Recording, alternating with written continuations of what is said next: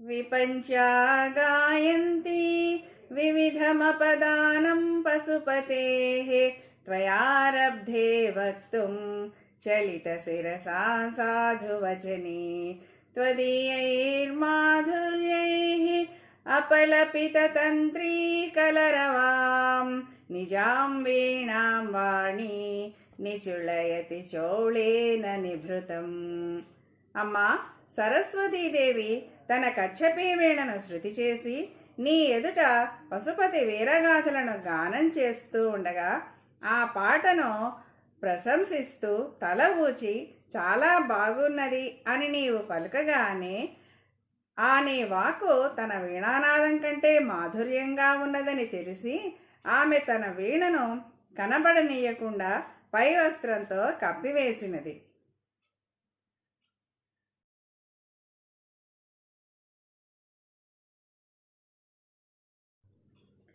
కరాగ్రేణ స్పృష్టం తుహినగిరిణా వత్సలతయా గిరీశేనోదస్తం ముహురధరపానాకులతయా కరగ్రాహ్యం శంభోః ముఖముకురవృంతం గిరిసుతే కథంకారం బ్రూమః తవ చుబుకమౌపమ్యరహితం.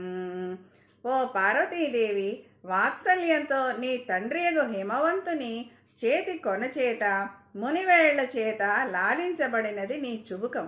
అధరామృత పానాసక్తితో అదే చుబుకం శంభుని చేతితో మాత్రమే మాటిమాటికి పట్టుకొనబడి ప్రేమగా ఎత్తబడుతున్నప్పుడు నీ ముఖమనే అద్దానికే పిడివలేనున్న ఆ చుబుకం గెడ్డం పోలికయే లేనిదిగా అయినది. ఇంక దానిని ఏమని వర్ణించగలం?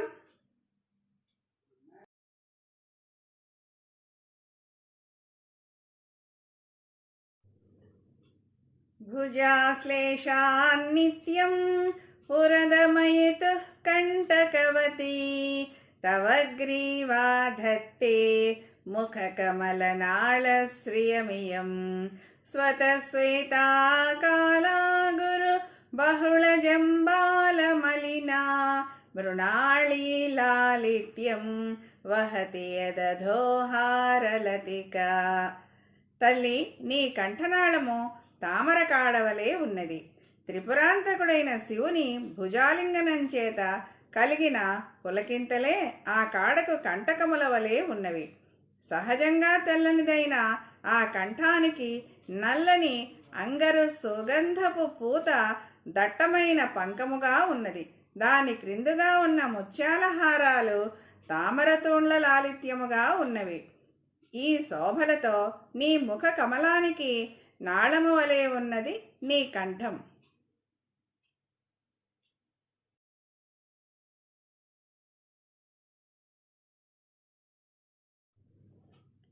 గళే రేఖాస్తిస్రో గతిగమక గీతైక నిపుణే వివాహవ్యానద్ధ ప్రగుణగుణ సంఖ్యా ప్రతిభువః విరాజంతే నానావిధ మధురరాగాకరభువాం త్రయాణాం గ్రామాణాం స్థితి నియమ సీమాన ఇవతే.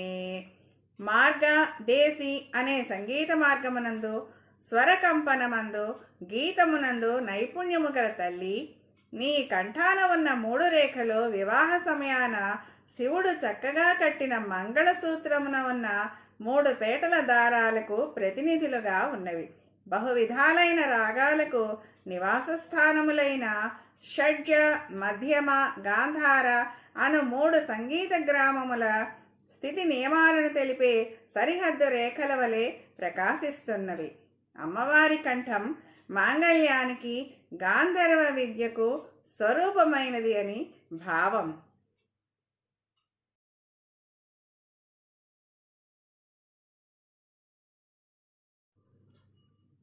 మృణాళీ మృద్వీనాం తవ భుజలతానాం చతసృణాం చతుర్భిః సౌందర్యం సరసిజ భవస్తౌతి వదనైః నఖేభ్యః సంత్రస్యన్ ప్రథమమథనాదంధకరిపోః చతుర్నాం శీర్షాణం సమమభయహస్తార్పణధియా.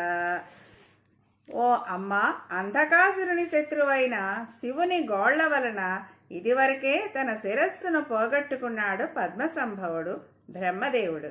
దానితో భయపడి తన మిగిలిన 4 తలల గురించి ఒకేసారి అభయమిస్తావనే తలంపుతో ఆ బ్రహ్మదేవుడు తన 4 వదనాలతో తామరతూడుల వంటి మృదువైన నీ 4 చేతుల సౌందర్యాన్ని స్తుతిస్తున్నాడు.